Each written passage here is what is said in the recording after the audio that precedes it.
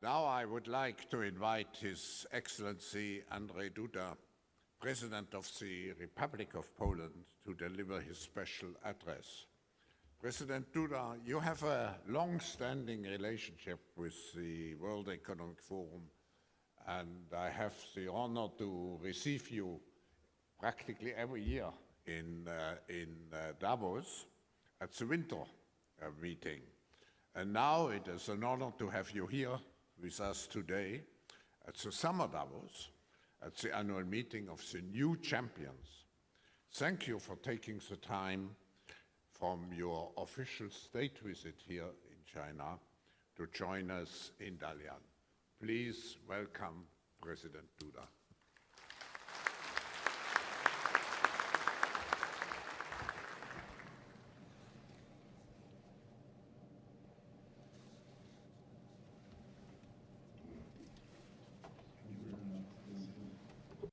Professor, for this excellent introduction. Wielce szanowni distinguished prime ministers and distinguished Mr. President, Professor of the World Economic Forum, distinguished ministers, honorable President CEOs, ladies and gentlemen, entrepreneurs gathered here in Dalian, young leaders gathered here, honorable guests, distinguished ladies and gentlemen. It is my great pleasure to be able to participate in the World Economic Forum's annual meeting of the new champions in Dalian. Thank you for having me. Thank you for inviting me to this extremely important event.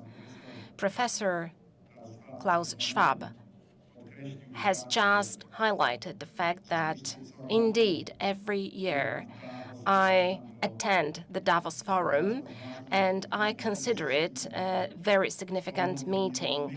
First and foremost, it is a forum of the exchange of thoughts about politics and economy, but it is also a very valuable venue of the leaders, political leaders, economic leaders, but in the first place, and I want to stress it, young leaders, those whom we often refer to as young production capacities, the ones who have got innovative minds and whose presence in the contemporary world, in the contemporary economy, is of key importance to ensure development. Because, as Prime Minister has just said, there is no industrial development without innovation. Without innovation, industry is stuck and it only gets old, especially compared to others who go forward all the time, who keep moving on. And for us, not only to go ahead, but for us to be able to set new roads, to blaze new trails, we need innovative mindsets, we need new roads, we need out-of-the-box thinking. And this always is a huge challenge, which we have to confront, but also which young leaders are confronted with. Having said that, I'm happy that so many young people are present here during this New Champions Forum in Dalian. I'm glad that they are discussing about the future development of the economy. Of course, they are discussing the development of the Chinese economy, but also global economy. And also my country, Poland, is part of the global economy. I listened closely and attentively to the speech of Mr. Prime Minister Li Qiang. And actually, we had very important talks in Beijing yesterday. I am delighted that our two states, that is my country, Poland, but also China, are linked for tens of years by such excellent relations. This year, we mark the 75th anniversary of establishing of our diplomatic relations, which have been very good and uninterrupted. The official visit, which I'm paying right now to China, following the invitation of President Xi Jinping, is my third visit here to China in my capacity as President of Poland. And I am hugely impressed with the dynamic development of China, of this Middle Kingdom, the development it has witnessed over the recent decades, but also its development year on year.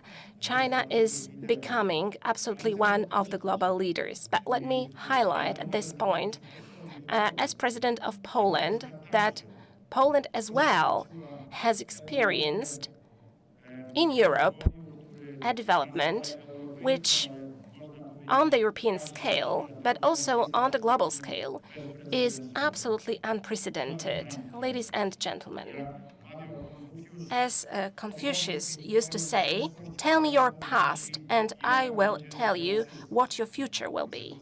So please let me tell you briefly something more about my country, about Poland, about the state of successful economic transformation, and about today's leader of growth. But first and foremost, an excellent, and I want to stress it, excellent place for investment. And I would like to encourage all of you here to invest in my country. So Poland lies exactly in Central Europe. Poland is part of the European Union, but first and foremost, it does lie in the heart of Europe. If you look at Europe as a whole, from the Ural Mountains all the way to the ocean, to Portugal, Poland is located right in the middle, in the very center of Europe. The center of Europe is in Poland. We say that Poland is located in Central Europe.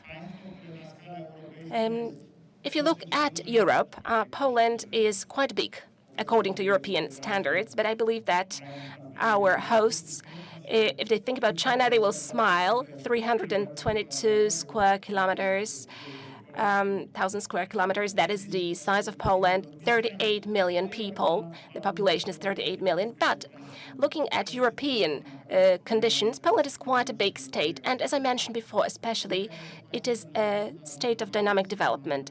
Poland lies on the coast of the Baltic Sea. We have got seaports, very well developed ones. We also have our shipyards. Poland has a border with Russia, with a Russian exclave called the Kaliningrad Oblast. That's what Russians call it. Poland calls it Królewiec. Poland also has a border with Lithuania to the north. It has a border with Belarus from the east, Ukraine as well. To the south, it has a border with Slovakia, with the Czech Republic, and to the west, it borders on Germany. These are our neighbors. And as I said, we lie right in the heart of Europe, and we are a very significant place in terms of connectivity between the East and the West. And I will give you more details on that later on in my speech. Ladies and gentlemen, I want to make you realize the scale of development experienced by my country for 35 years, starting from 1989. And here I need to give you some statistics. So, ladies and gentlemen, starting from 1990, the scale of growth of GDP in Poland has exceeded 1,000%. We started from the level of less than 66 billion US dollars to the current level of more than 800 billion US dollars. So this gives you a picture of the incredible change that we have experienced in Poland over those tens of years. The per capita GDP growth grew from 6,100 US dollars in 1990 to more than 46,000 US dollars now. The most important financial institutions globally predict that the next years will bring further continuation of the trend of Polish people getting richer and richer. We have already surpassed Greece and Portugal in the European Union in terms of the disposable income per capita. In the next years, according to forecasts, Poland will catch up with Spain and then also with Italy. Having said that, we are experiencing this development. It is unstoppable, and despite all the crises, despite the coronavirus pandemic, and despite the recent energy crisis which we experienced due to the Russian aggression against Ukraine, we have experienced an uninterrupted growth, which is ongoing. Behind these excellent economic results, there is the wisdom of a lot of political decisions which were made by Polish authorities over the last 35 years. The key moment at the beginning of that road was radical departure from the centrally planned economy. We switched on to the principles of the economy based on free trade. We built efficient and stable economic and state institutions. We decided to integrate, to join the European Union, and now we are part of it. We have been part of the European Union for more than 20 years now. Thanks to all those factors, we are credible, predictable, and right now we are also stable over all those years. Another factor thanks to which we have changed so much is the thing which is most important, that is people, simply speaking, Polish society. We are an ambitious nation, a creative nation. We are ready to make sacrifices. We are hardworking and consistent. And our economy knew how to use those assets. Economists agree that the wealth of states depends largely on innovation and investment in human capital. 4 decades ago, only 6.5% of Poles had a university diploma. Right now, if you look at 30-year-olds in Poland, every second of them, 50%, are graduates of universities. This also gives you the picture of change that we have experienced. Last year, Polish universities were graduated by 55,000 students in technical departments and IT departments. And they, first and foremost, constitute the new production force. They are the drivers of development in Poland. I mentioned that in the beginning of my speech. They are employed in the global R&D centers in Poland, and thus they contribute also to the development of the state-of-the-art technologies, the technologies of the future. However, our growth model, our model of economic growth, also takes on board social dimension. So our wealth has translated in better living standards of all people, and I want to stress it very resolutely. Poland has become a country with very small differences in income. There is a minimum discrepancy as far as income is concerned across different regions of our country, and we believe this is a huge success. Those development disproportions have been eliminated, especially in the last 9 years, where we concentrated very much and focused very much on the policy of providing equal level playing field, equalizing chances, giving same perspectives for development. And generally, we wanted to provide a level playing field for everyone, especially in terms of infrastructure and development. Ladies and gentlemen, we were able to achieve that largely thanks to a very consistent strategy of sustainable development. Apart from that, we also went on down a very difficult path. We started from a very high level of unemployment that was in the beginning of the transformation process, that was in the early 1990s. Back at that time, all sectors of obsolete industry just collapsed, went bankrupt. People were unemployed. But we moved all the way, and now our unemployment rate is one of the lowest across the European Union. Over the last 20 years, the problem of unemployment in Poland has been actually eliminated. Unemployment rate fell down to one of the lowest levels, as I said, in the European Union. At the end of last year, our unemployment rate stood at 2.7%. Ladies and gentlemen, thanks to opening our economy to foreign investments, we attracted the capital, know-how, and new technologies to our country. This accelerated significantly the dynamic economic growth of Poland. And since that time, the worth of direct foreign investment in Poland has grown by more than 300%. looking in comparison to 1990 as the base year. I encourage all of you, ladies and gentlemen, to have a closer look at the opportunities which Poland is offering today. Poland is safe, secure, it is stable, it is a prospective location for foreign capital and for foreign investment. Poland guarantees non-discriminatory business environment, and those willing to operate their business in Poland, to invest in Poland, can count on a very broad range of instruments of support, including grants and tax breaks. Ladies and gentlemen, a Polish recipe for growth also includes extensive development of infrastructure, which takes into account our specific geographical location. My country, for centuries, as I mentioned at the outset of my speech, has been a bridge between the East and the West. As I said, we lie in the very heart of Europe. In Poland, we are at the crossroads of the most important road networks and rail networks which connect our continent. It is in Poland that we have got intermodal terminals in Małaszewicze and Sławków, where the broad gauge Trans-Siberian train line ends. And today, trains come there also from China.